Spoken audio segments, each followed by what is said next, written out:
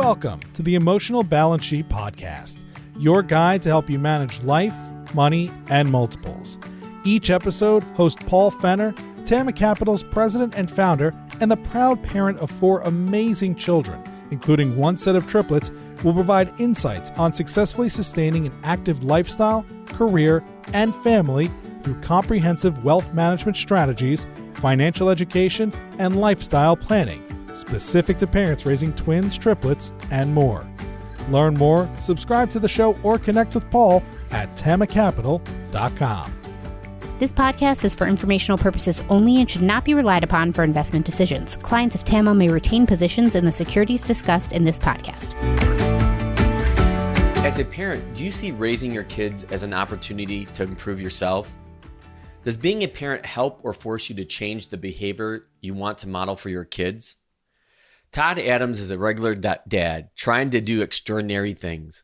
While maintaining a full-time career, he and his wife, Cathy, started Zen Parenting Radio over 11 years ago, a podcast that helps expand compassion through the lens of a spiritual and emotional mom and a logical and practical dad. But being a dad, Todd wanted to focus and help other dads be better. So after a long weekend with a group of his guy friends, Todd launched Men Living, a nonprofit committed to improving men's lives through connection. A consistent topic among parents and health experts I speak with is that modeling the behaviors we want our kids to see starts with self-awareness. The ability to take our own temperature and realize what direction the pendulum of life is currently swinging is a critical first step in self-awareness.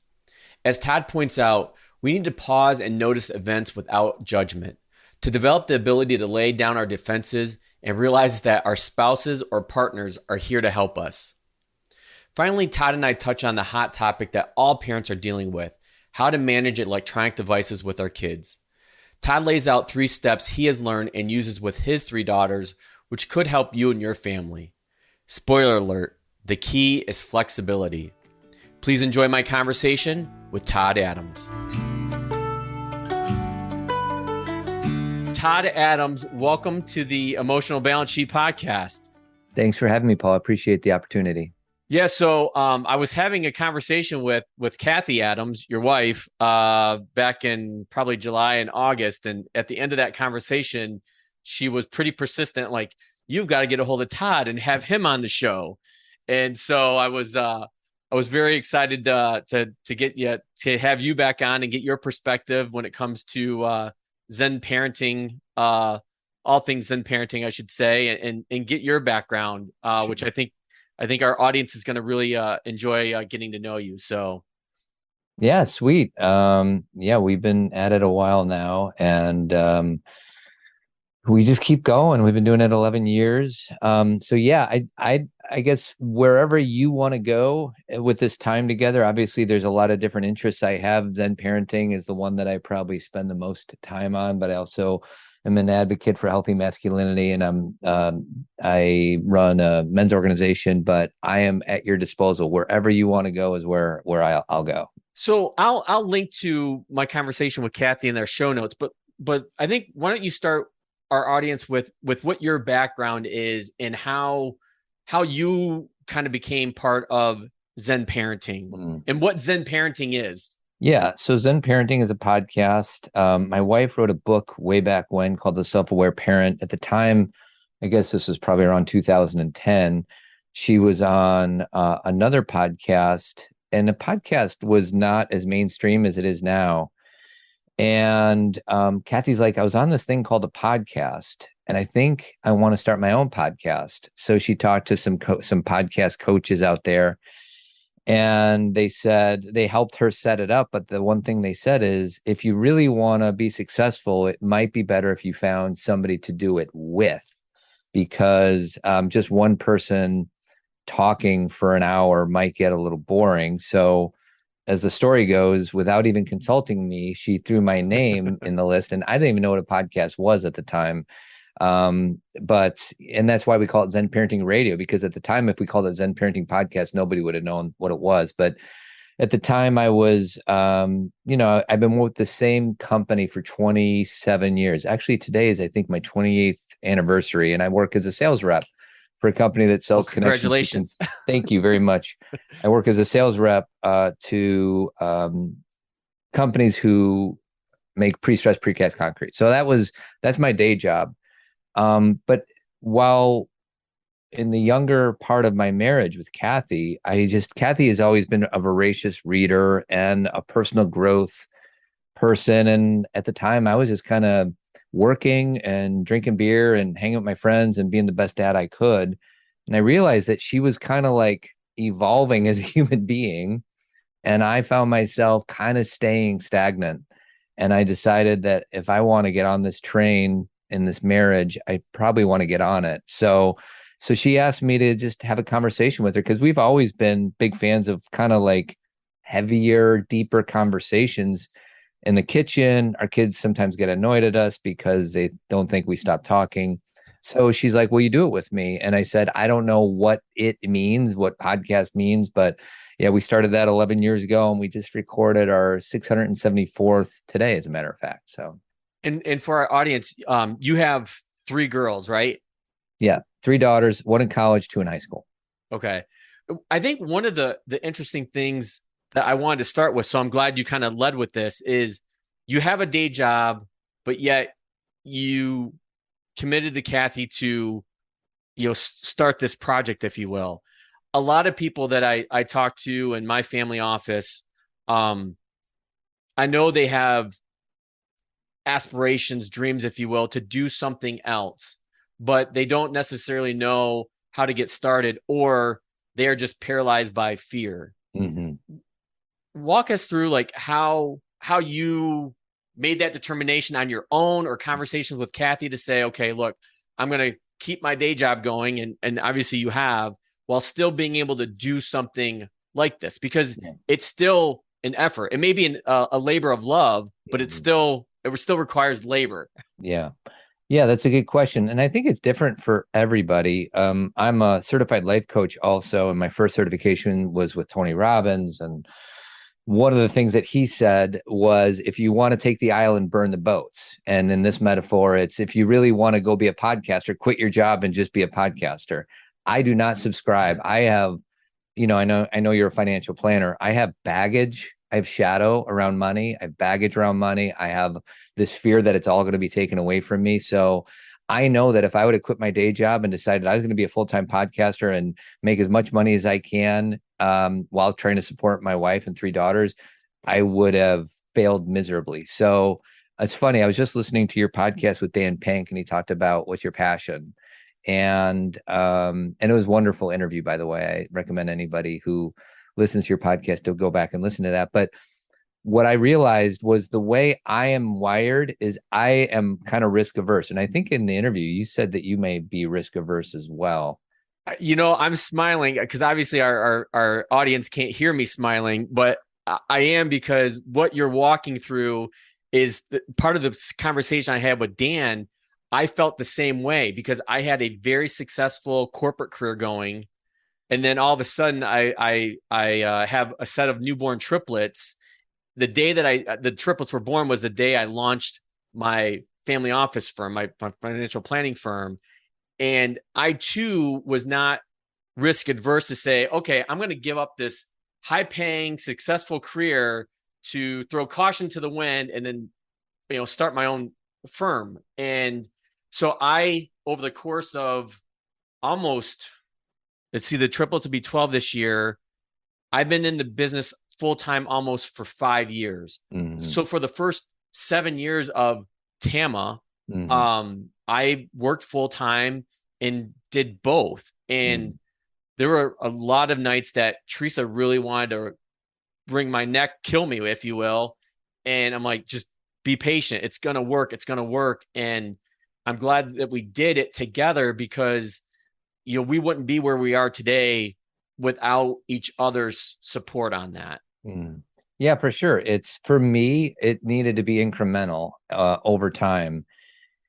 And there's Elizabeth Gilbert, who's an author that, Eat, Pray, Love. She's done a lot of books. She wrote a book called Big Magic. And one thing I remember from her book, I never read it. What I do is I talk to my wife because she reads all the books. I read like 4 books a year. She reads like 4 books a month. So I'm like, all right, what's the deal with this book? And she's like, if you're passionate about something, it's unfair to the passion to put all of the eggs in that one basket, because it will inhibit creativity, freedom, flexibility. And that's the way I'm wired, is like, I can't burn the boats to take the island. I need to have my foot in both of these worlds. And I continue to do so. Like, I still get most of my income from my day job, but I would be doing this podcast. We make a little bit of money in advertising, but there's not much there. We just do it because we love doing it. And we're not going to stop anytime soon. Although we have been doing it 11 years and our kids are getting older, and it's going to be weird if and when any of my daughters decide to be a parent. Like, I don't think Zen Parenting Radio might be the best title if we're grandparents. So maybe it'll eventually turn to Zen Grandparenting Radio. And it's just weird to even think about that as a possibility, because I still feel like I'm a 22-year-old idiot trying to get through this world. Yeah, no, I think there's a lot of similarities between both of us on that front, Todd, because I was the same way. I just couldn't just burn the boats. And, I started the Emotional Balance Sheet podcast almost 2 years ago, and I didn't know how it was going to do. I just knew that I was a big podcast consumer myself. And after writing what was amounted to like a weekly column or blog for almost 8 years, and not getting building an audience or something going viral that people knew who I was or what I was talking about, I opted like, okay, I want to give this a try. And it's been great because in the last 2 years, I've probably gotten more feedback, both positive and negative, both sides of the street, with the podcast than I ever did when I was just writing. And I just find that here's the secret. The podcast is really for me. Mm-hmm. It's me wanting to have conversations with people like you when it comes to parenting or their careers or, medical topics, college planning. The podcast really has very little to do, I should say, with financial planning, which is what I do. Mm-hmm. It's more of the life planning that I think people miss the boat on when they think financial planning and think only dollars and cents. Mm-hmm. So I find how our backgrounds are intertwined pretty well. Yeah, for sure. And I just want to honor the fact that you kind of bridged this, like, oh, are you going to be a podcaster to talk about being an emotional, available parent? Or are you going to be a financial planner? And you've like made this wonderful bridge between the two, which is strange and kind of awesome. Like I got another coaching certification from an organization called the Conscious Leadership Group. And we're there to kind of teach corporate leaders on how to be a good leader, to be a conscious leader. And there's a part of me that has wanted to like quit my day job and just go do that. My wife is like, well, that's kind of a scary move. She's like, why don't you bring some of this conscious leadership stuff to your day job? And I feel like for me, it seems like you and I are doing a lot of the same things, is like, what are we most interested in and how can we make it all work instead of having to pick a lane?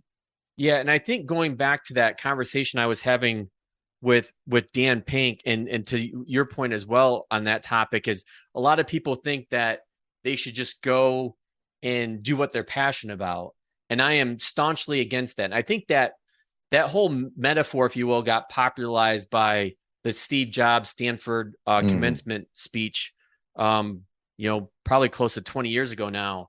And I think what I try to emphasize to people is go find what you're good at, because finding what you're good at is going to make you happier and going to drive you to do bigger and better things. Mm-hmm. Yeah. Like what makes you come alive? There's another quote. I'm kind of a quote freak and sometimes to a fault, but don't ask what the world needs now. Ask what makes you come alive, because what the world needs is people who come alive. And my guess is you get excited about having interesting conversations with people through a podcast forum. And I think if we could all do that, just to kind of bring it back to parenting, what I want for my kids is for them to, if they can figure out how to monetize what they're passionate about, or what makes them come alive, or what they would be doing if nobody was watching, then they're off to the races. The problem is our conditioning is, there's work and then there's play, or there's work and then there's things that you're interested in. And my hope is that my three daughters can figure out a way to, like, one of them's in college, two of them are in high school, and in the high school they have, we go to a high school. They go to a high school where they can kind of like junior and senior year could start choosing certain classes, like weird classes, like pottery or debate or whatever it is. Like, just take whatever classes that you're excited to go take. Don't do it because it's going to look good on a college application. We're not really into, high school being just a vehicle for a college application. We want it to be a learning experience for our kids to explore things they're interested in. And same goes for my daughter. Like right now, my college age daughter, I think her major right now is foreign. It's something about social impact. I should know what this is. I'm not a good dad. I'm judging myself right now as we speak for not knowing my college age daughter's major, but it's something like global citizenship with a social impact. Like, I don't even know what that means, but it totally fits with who she is. So like, just go chase that. And, I know that there's exceptions where if you want to be a lawyer, you got to take certain classes, or if you want to be a doctor. So I understand that sometimes you do have to follow a track, but if you're not on one of those tracks, just take classes you like. That's my invitation to my daughters. And if there's any other parents out there that are like, well, I know they should do this, but they really want to do that, just let them go do what they want to do. Yeah, I think that's a really key point of that blending between work and play and things that you're interested in, because it's one of the things I'm trying to I'm trying, and Teresa, if you're listening to this, I'm still really trying. And people, most of the audience know Teresa's my wife, but I'm trying to get my kids to understand that point as well. And because they see how much I work a lot. But as I was explaining to one of them, and probably Teresa just the other day, and I say this a lot to him, like, I really enjoy what I do. I mean, I love what I do. I love taking care of my own family, but I love taking care of other families as well. And I'm hoping that they see that there can be joy in work, just like there can be struggle in work. And right now I feel like I'm family, because I think they take all my bad habits and don't take a lot of my good habits right now. Yeah, it's interesting. I think you and I'm figuring out that you and I have a lot of similarities, because I was brought up in this world to know that as a man, my job is to provide for my family. And the way I provide for my family is to work really hard. And the way that I work really hard is to get on my computer. And there's times when I fail miserably as a dad. And I know my daughter had a hard day, and I have a choice to either go up and support them and sit in this discomfort of somebody I love being really sad or mad or afraid, or I can go to my computer and check off a bunch of emails that I need to get to. And there's times when I make the right choice, but there's so many times where I still make the choice that's easiest to me. And I feel safe when I'm in control. When I go up to my daughter's room and they're struggling, I don't have a lot of control in that, nor should I. Whereas if I'm checking off emails, that's a really safe, easy, comfortable place for me to reside. So I'm not going to beat myself up too badly, but if I have an addiction, it's being addicted to productivity. And, my wife and daughters have heard this numerous amount of times. And the only way for me to get through it is to keep it in front of me and talk about it and say, yeah, I know I could have done this better. So that's one of my biggest challenges as a dad is, and some productivity isn't that bad of a vehicle to kind of like feel safe. Some guys go to booze, some guys go to porn, some guys go to the gym, some guys go to, any number, sports. My vice is productivity. And it sounds like, oh, what a great thing to do. If it's at the expense of the people that are most important to you, then it's a problem that needs to be looked at with some curiosity. Yeah, I couldn't. Yeah, you're right, Todd. We have more in common that we think. Because I feel exactly the same way. Like if I have an addiction, it's to work in productivity. Let me circle back on kind of this point where if when you are talking with people or, fathers about, or mothers about how to strike some kind of harmony between keeping your day job going and chasing something that you're really interested in, what do you say to those people? Like, what advice do you give?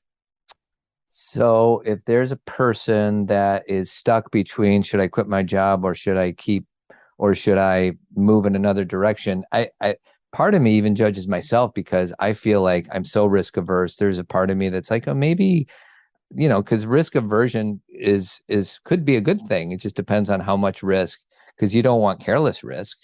I think it's just a constant measurement, introspection on what feels best. And for me, what feels best is to take calculated risks, put myself out there. And I've done that plenty of times in my career, my day job, and then these other kind of, I guess, moonlighting jobs that I do. I would caution anybody to not to be too safe. Like if we're being too safe and we're just kind of letting life kind of control us, and this is just the way my life is, and I'm not going to step outside of my comfort zone, then I would say for that's a problem for most. Some people like the consistency, but I think it's about where is the lack of change coming from? If it's coming from, I just know myself well enough that this is not a good idea, then absolutely. But if it's coming from just fear of the unknown, then, that's what makes us feel alive, is like taking some leaps. There's another quote out there, I think my wife has it in her office: leap and the net will appear. Like, that's a scary thing to think about. And there's plenty of places in my life where I have leapt, and I hope that the net is there. And sometimes it's there and sometimes it's not. When it's not, though, even that's a learning experience. Like, even if I fail miserably, like what we want our kids to do is what we should be doing, which is embrace failure. Jessica Lahey has a book called The Gift of Failure, which I love. It's one of my favorite parenting books. And I think as parents, we're always trying to keep our kids safe. And I think that is a problem. We need to model what it means to take risks. If we want our kids to go walk up to a group of people that they don't know and make friends with them, but we're not doing that same thing, then that's pretty smug advice. So for me, for parenting, this is kind of a long-winded answer to your question, but I try to expend most of my parenting resources to model the behavior that I'm hoping to cultivate in my kids. So kind of staying on this parenting topic, and I think this is one that we probably have both experienced, and in talking with some of my younger family office clients, we all lead extremely busy lives as parents, especially with all the activities that kids are and can be involved in. And over the years, I've really changed my vocabulary to really strike out the word balance, because I don't think balance exists anymore. I'm like, some days you need to be really focused at your work. Other days you need to be really focused, on your spouse, that relationship, or the relationship with your kids. But I think there's some kind of, I think the word I'm using more of is harmony. Mm-hmm. And I know that you and Cathy have talked about this quite a bit on Zen Parenting Radio, and Cathy's book, Zen Parenting.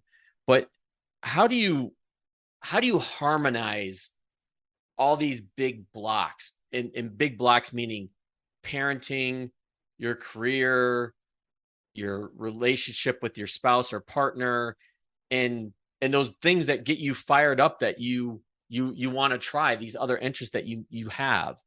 How do you go about step by step, like creating some harmony to where it's not overwhelming? Because I talk to so many people, so many parents, whether you have twins, triplets, 1 kid, 2 kids, 3 kids, it doesn't matter. I think we're all in the same similar situation. Mm. Yeah, it's an unbelievably good question, and one that I will spend the rest of my life trying to figure out. But for me, I'm with you. There is no such thing as work-life balance. Like there's not. But for me, what it is having the ability to check in with myself to find out when I'm out of balance. So there's times when I'm having too much fun and I'm going on too many vacations, or I'm spending too much time with my family and I'm letting my work suffer as a result. So I need to be aware of like, okay, the pendulum has swung too far one way. In my case, usually it's the other way though. I sometimes take life way too seriously. I work way too many hours at the expense of the relationships that mean the most to me. So it's having the ability to become self-aware, which is something we always talk about on Zen Parenting Radio, is self-awareness. And for me, self-awareness is just pausing and noticing what's going on around me without judgment. And there's, when I'm on autopilot, I'm not pausing at all. I'm not spending any time looking inward. I'm not spending any time looking at my situation with any sense of curiosity.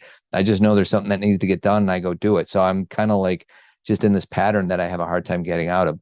Sometimes I can kind of check myself like, okay, so yes, I am way too far this way. I'm lucky enough to be married to a woman, and she does this to me about once every 6 or 9 months.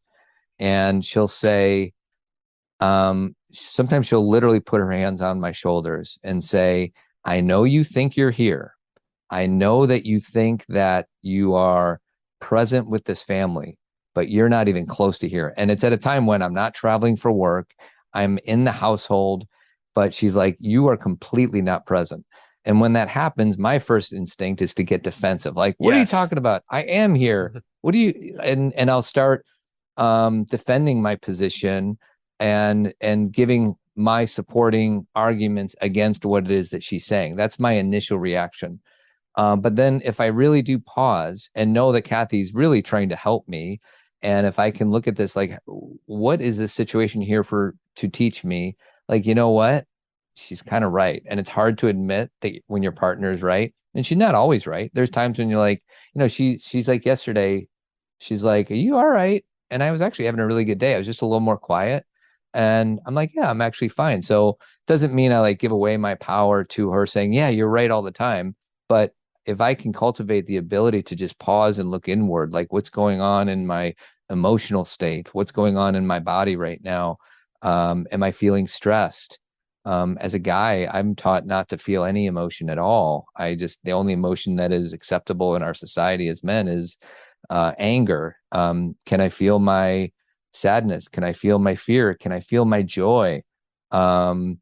And all that requires self-awareness or presence, whatever word you want to insert into that. And it's a daily moment by moment practice, and one that's really, I judge, is harder to do for us guys than it is for our female counterparts. Yeah, I would agree with that as well. And I think trying to show those different kinds of emotions to, Teresa, to my kids, is probably one of the hardest things that I do, because the easiest thing for me to do is get angry. And that's something I've been working on for years. And Teresa, if you're listening to this, hopefully it's getting better, but it's a struggle. But I think with me and other parents, especially fathers I've talked to that face, similar challenge,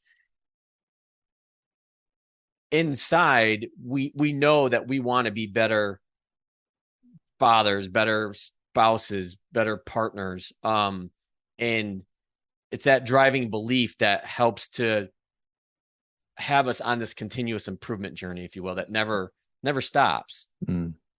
Yeah, and I just want to be clear, there is nothing wrong with being angry. It's a human emotion.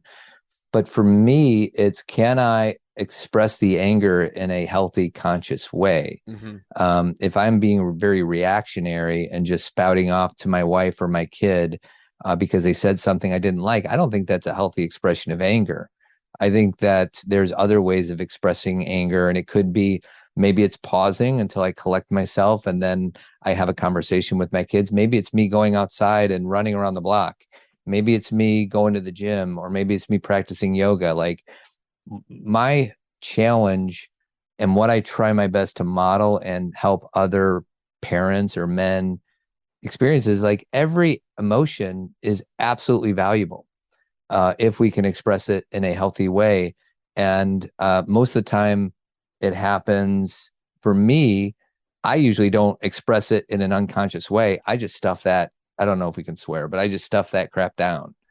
And when it comes to parenting, like Cathy and I used to do these presentations, and one of the first questions we would ask is, what do you want for your kids? And everybody would raise their hand and say, I want them to be happy, which is great. That's an admirable thing that we want for our kids. But where I am is I want my kids to be whole. I want them to be able to experience all these different emotions in a healthy way. And, you know, it sounds great in theory, but try it. Like, it's not easy to be holding space for somebody who's expressing anger. You know, I have 3 younger daughters in their teenage years. And it's easy for me to say, yeah, I just want them to express their emotions. But if they're expressing their emotions in a really angry filled way, whether it's directed towards me or a friend, something that happened at school, it makes me uncomfortable. And can I sit in that discomfort and hold the space and say something like, I'm so glad you're sharing this with me, versus trying to problem solve it or trying to troubleshoot it or trying to get them out of that emotional state. Like, it's a really healthy thing to be able to do that. So, yeah, it's really interesting you made that last point, because that's something that as somebody that wants to solve problems, when I'm having these conversations with, you know, Teresa or my kids, I shouldn't be trying to solve the problem. I should just be there, just to listen, because really that's probably all they need and want me to do is just listen. Well, that's relationships 101. And not to say that I have it down perfectly, but now I will ask Cathy if she comes to me with a problem, and I'll be like, am I, because there are moments where they're like, no, help me fix this. Yes. Yeah. And I'll say, am I wearing my problem solving hat right now? Or am I just holding the space for you to share what's going on inside of you? And 95 times out of 100, she's like, just listen to me. And don't listen to me while you're looking at your phone. Right. And don't listen to me while you're looking out the window. Like, really connect with me. Listening is such a important skill that I think most people, including myself, are not very good at. And then just reflect back what it is that you're hearing. Like, what I hear you saying is that you had a really bad day at work today, and that's really, really hard. Now, what the weird part, when I say stuff like that, there's still a part of me that's like, how is this helping? How could this kid? The way that we help is to help you fix your problems. But I have done this enough to know that holding the space, not getting reactive if it is about me, to reflect back their words in a normal way, not where it's like too therapeutic. That's all that most people need. So yeah, that's an important lesson in relationship 101 for sure.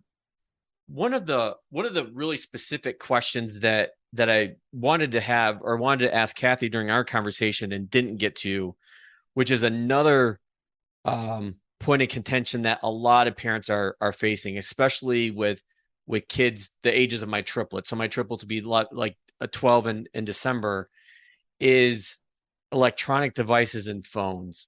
Mm-hmm. And I know that you and Cathy have touched on this topic, you know, often on Zen Parenting Radio.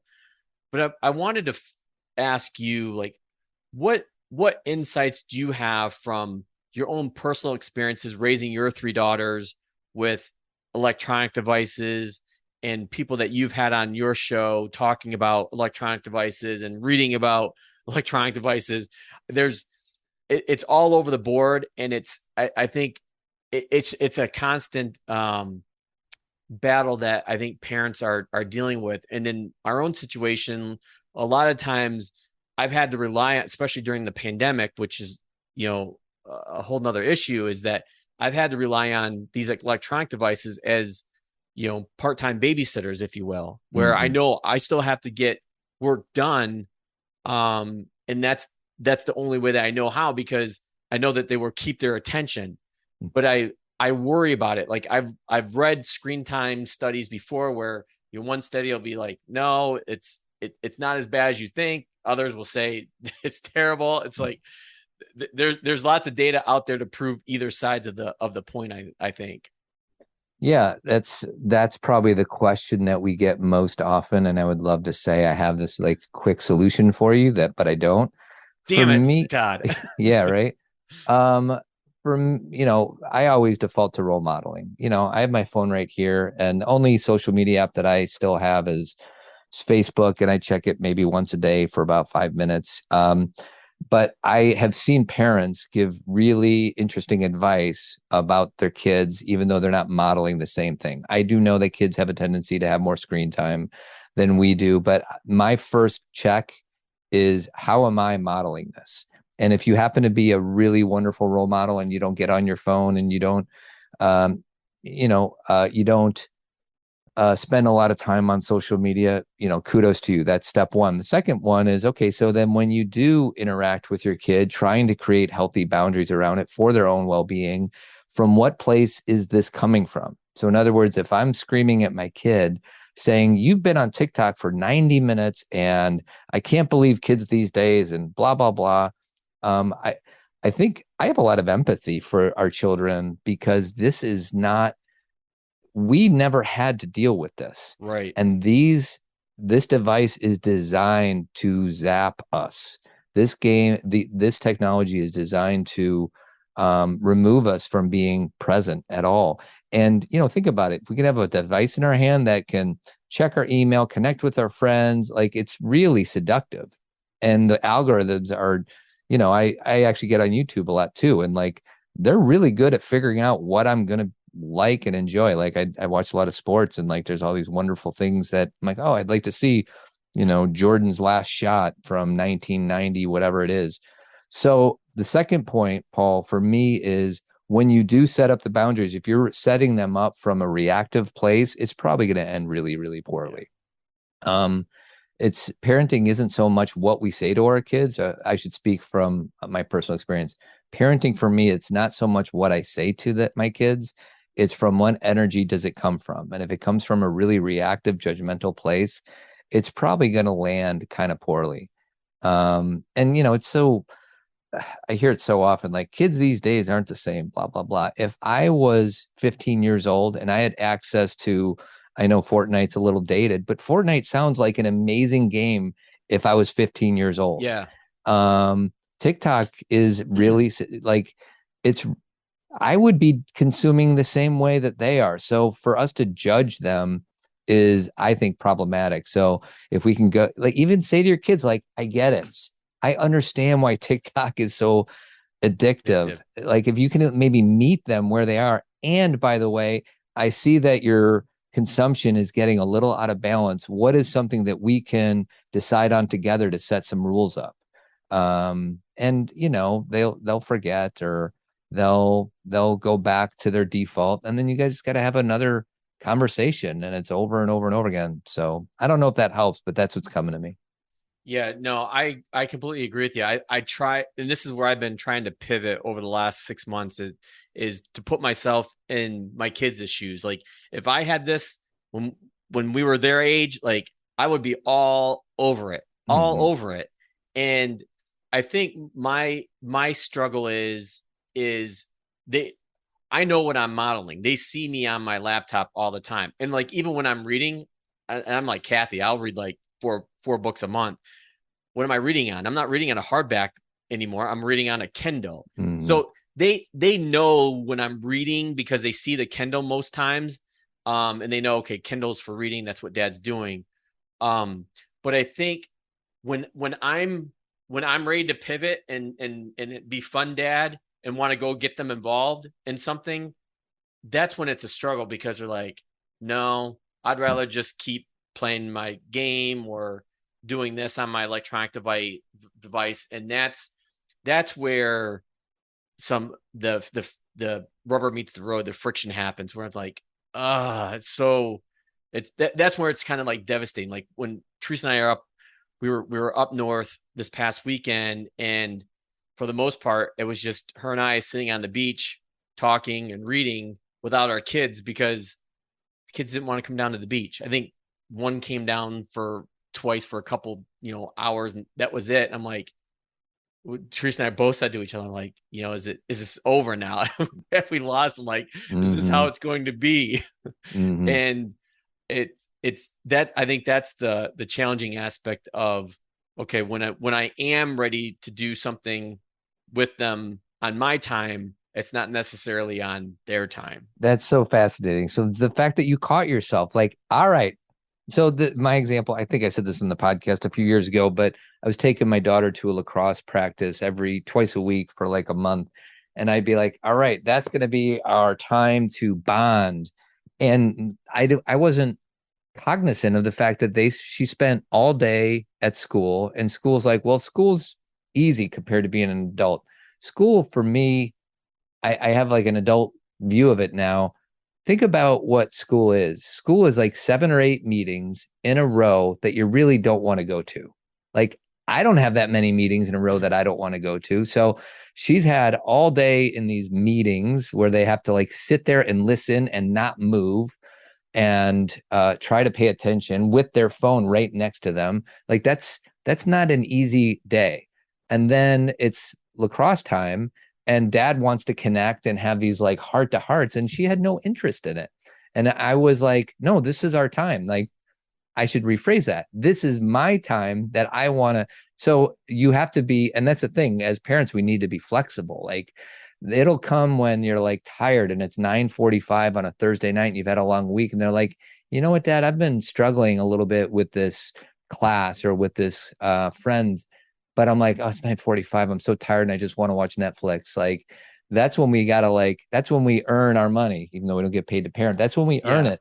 Can we step into that space, not on my time schedule, but on theirs? And the other example I'll give is, it drives me nuts. Like, it's like right now it's September 6th and we're about to go into this, really beautiful time of the year with the leaves, and like, let's just go in the forest and let's just walk around the forest.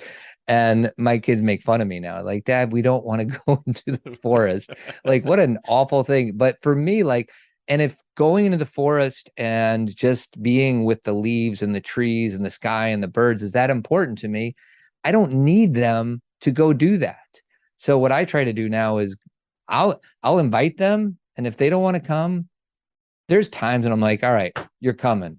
But most of the time, I'm going to be me and I'm going to let them be them. And I know people are going to be like, Todd, that's not the way to do it. We got to like mold our child in such a way. And for me and Cathy, we try our best to just be really curious about who our kids are, who they are here to show up as. And, the technology thing is a really, really big part. It's a struggle. There's no two ways about it. So. Well, I think I could keep this conversation going on for a long time, but I have two last things I want to touch on.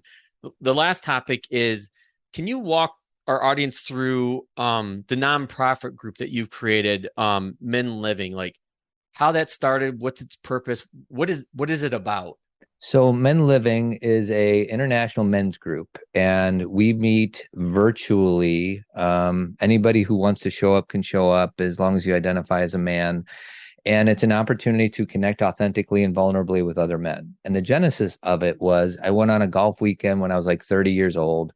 And Cathy and I went to the same school. So she knew the guys that I went on the golf weekend with. And all we did was drink and gamble and golf. And it was a wonderful weekend. And I got home exhausted after 3 nights with my friends. And she's like, how was the weekend? I said, it was great. She said, how are the guys? I'm like, they're great.